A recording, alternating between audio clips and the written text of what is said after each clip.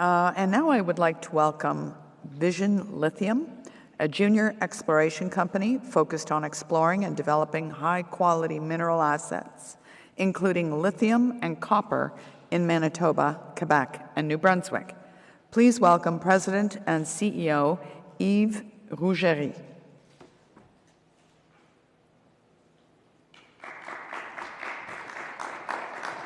Bonjour, Yves. Thank you for joining us. Thank you. Hello, everyone. Pleased to be here. Thanks to Mining Investment in the North. We're probably one of the smaller players here over the course of these 3 days, but we think that could change, and that's one of the reasons why we wanted to come here and present the projects that we have. This is going to be more of a geological presentation than anything else because we are an early stage exploration company. And we'll go ahead with this. The forward-looking statement, of course, followed by a qualified person and third-party data information where I'm the qualified person for this presentation. So looking at our properties, we're a lithium concentrate or a specific company. We have a set of assets in eastern Canada, including some base metal properties in eastern Quebec and New Brunswick, which we are putting on the side burner for now as we concentrate on our 3 major lithium properties.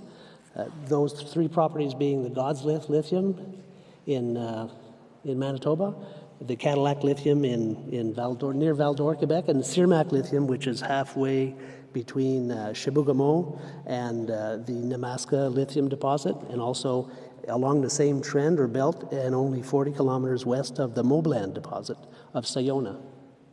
As you can see, the properties are relatively large. For the reason for that principally is that lithium dikes are hard to find. They don't really show up on magnetic surveys, and they're not simple to find unless they stick out of the ground, and therefore larger land positions allow a better chance of finding one. The board of directors, I'm on the board. I've been the president CEO of this and its predecessor company since 2007. A geologist by trade, involved in the Val-d'Or camp for almost 40 years now. Victor Cantori, is our executive chairman. Victor is better known right now for his success with AMEX Exploration. He's also involved with several other companies. He brought his experience from 10 years with Nemaska to the creation and an advancement of the Vision Lithium company.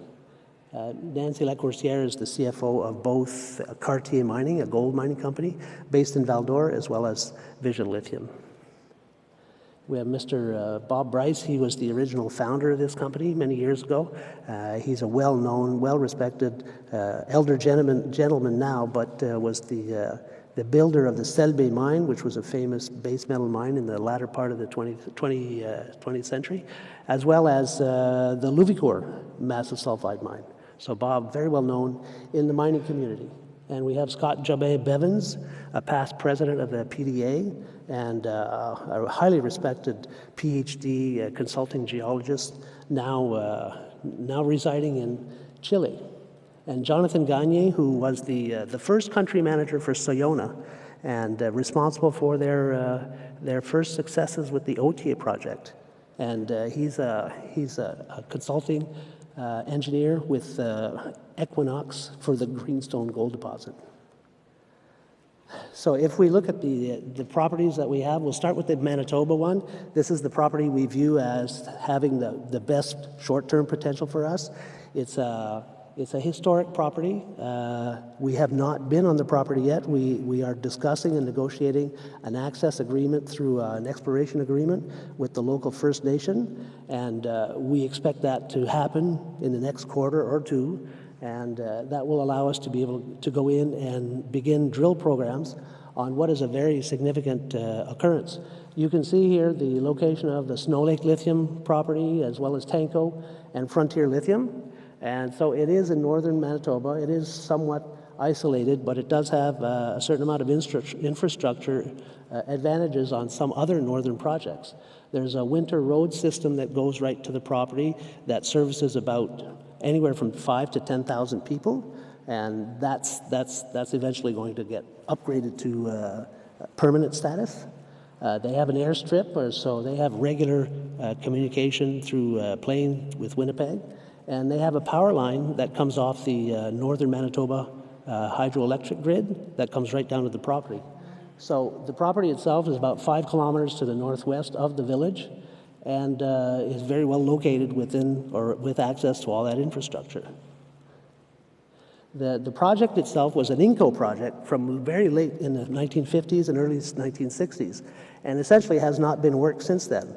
So what Inco did back then was drill 25 holes, and they defined a dike that was 2.3 kilometers long, which is pretty significant when it comes to lithium dikes, and it was mineralized or economically mineralized for over 1.5 kilometers. Very impressive dike. Those are true widths up there. The average width, true width, was about 11 meters based on their historical work. We don't have access to any of the original work, none of the reports or the core or anything. All we have is the reports done afterwards that refer to the original data, and the only reason we give it any credibility is because it was done by Inco, of course. Sorry. So this is a good example.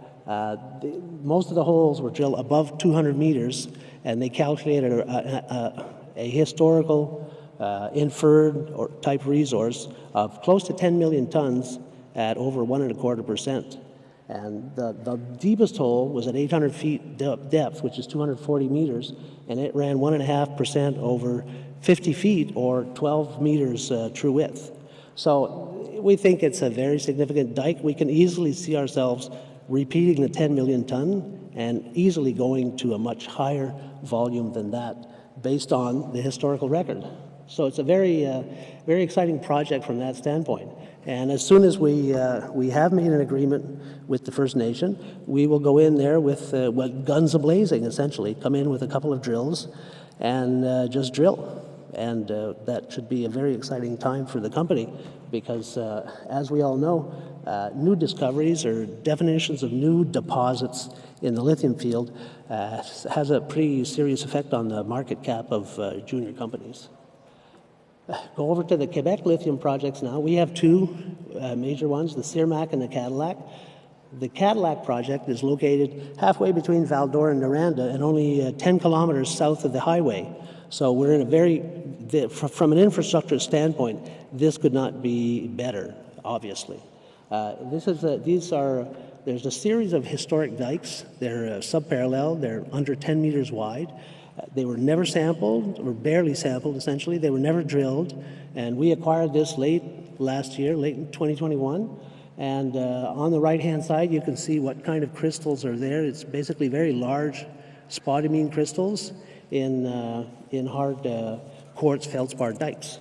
And so we've been drilling since the beginning of the year, and we see a lot of erratic mineralization. So basically, there is no small spodumene portion to the mineralization. It's all large crystals. So either we hit one or we don't. It's very much a nugget effect, but in spodumene. So we're working on how to properly assess the results of our drilling, possibly do other things such as mini bulk sampling or such other things that might help us to understand what the actual grade is, because the crystals are there. The dikes have a good extent, 300 meters or more, and they're continuous at depth, but they give us this erratic mineralization of the lithium. But very exciting. And since the beginning of the summer, we've been exploring in the field, and we found new dikes as much as 700-800 meters further north, parallel to this same trend. So there's a significant area of lithium-bearing pegmatites right there. And what we did is we acquired 200 square kilometers around that original showing, which is the green star up on top. And then we did an overall mag survey over the entire property. And we've done a LiDAR study. And we've come up with several hundred potential dikes, which we are spending the summer visiting and field proofing to see if they are dikes, number one, if they are pegmatite dikes, number two, if they're lithium-bearing pegmatites 3. And based on what we've found to date historically, with the historical occurrence and the additional discoveries we've already made, there should be more lithium in the area. There's no reason why not, from a geological standpoint. And to back that up, since we acquired this 200 square kilometers, several other players have come in and acquired 1,000 or 1,500 or 2,000 square kilometers around that whole area, creating an area play. And so with any luck, somebody's going to come up with something rather soon, and we'll all be chasing down lithium dikes just south of the Cadillac Fault. So that's a pretty exciting project, for one reason, because infrastructure costs and exploration costs are much lower than all of our isolated projects. The other project, and last one I would talk about here today, is the Sirmac project. And we acquired that from Nemaska in 2018 when we created the company. And it was a Nemaska property that they worked in the latter part of the 2000s to the knots, to the early parts of the 2010s. And they tried to integrate it into their regional plan for the Nemaska lithium deposit. And they drilled it off and established that there was a less than 500,000 ton deposit in a major dike on the property. Very high grade, 1.5% easily. Almost all the sampling we do on the dike is very high grade, 2 and 3 and 4%. We've done. They did metallurgical test work. We did metallurgical test work. Got very high grade concentrate values, and we even did some final finishing of the product and came up with some 99.99% lithium carbonate quite easily. The people at SGS actually wanted to put a demonstration plant on that property and use that as an example for the processes that they were pushing. The property is quite large. Well, it's only 80 square kilometers, so which is large enough. And on the property, there's this monster dike. And 5 kilometers away, we discovered a new zone of multiple smaller dikes that run 1% lithium. And in between, there are dozen and more dikes that have not been explored, never drilled. So outside of the main dike and the little dikes that we discovered several kilometers away, there's a lot of open ground. So the numbers are quite impressive. The fact that we only have 500,000 tons or less, when Moblan, which is 40 kilometers away, and the only other occurrence of pegmatite dikes and lithium in that greenstone belt has 10 going on 15 and more million tons of high grade, really makes us think that there's some hidden gems on our property, and that our potential for discovery of a major deposit is still quite high. So, I mean, we had a nice teaser on surface with the main dike, but really there should be a lot more on that property than what we've found yet. So that's our challenge ahead on that property, is to figure out where and find the monster deposit. But we think that potential is there for sure. This is just the chemical sheet, so where they purify it up to 99.99 pure lithium carbonate. We're properly funded for the rest of this year. We had over $2.5 million, so we've been spending that on the Cadillac property mostly to this point. Obviously, we can't spend anything on our Manitoba property until we get access to it. Once we do, we'll be spending most of our money there. The Sirmac property, we're preparing. We're trying to figure out the exact schedule because of the difficulty in finding personnel and equipment and scheduling everywhere, and essentially in northern Quebec in particular. And so we will be continuing to work and hopefully drill on Sirmac on some of these targets that we want to develop for a larger type deposit. As far as the capital structure goes, with 230 million shares, 60 million warrants left. We had 100 and we've had 40 million lifted. And so 300 million fully diluted. Market cap right now, 20 million. 3 months ago, it was 50 million. I mean, it's a little bit of a tough spot right now for the juniors in lithium, but it'll bounce back. We don't have much worry about that. And the upside, of course, we believe is very high once we start working on God's Lith, for sure, and on the possibility of discovery on the other two properties. Thank you very much.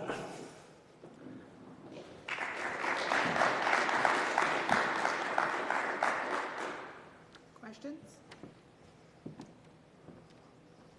Do we have any questions from the audience? Oh, one back there. Just wait. Nancy will come to you with the microphone so everyone can hear.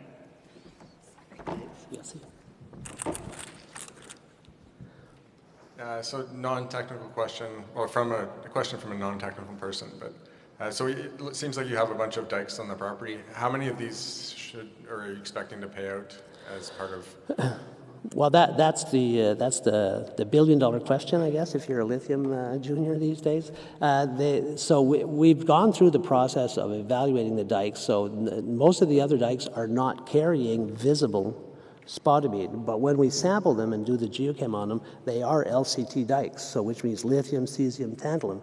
And we've been doing a lot of work trying to find the ways that we're supposed to use that geochemical information to vector towards where along that dike the mineralization is. Because typically these dikes are a certain distance away from an assumed source, and basically the mineralization drops as the physical, chemical conditions change. So as the temperature goes down, as the pressure goes down, some minerals form, other metals or minerals or elements can't stay in the solution, so they just drop. And that's why in the end, at a certain point, you get the spodumene zone, because it's like the sweet spot for the lithium to drop into a chemical bond, and it goes with the oxygen and makes the lithium oxide.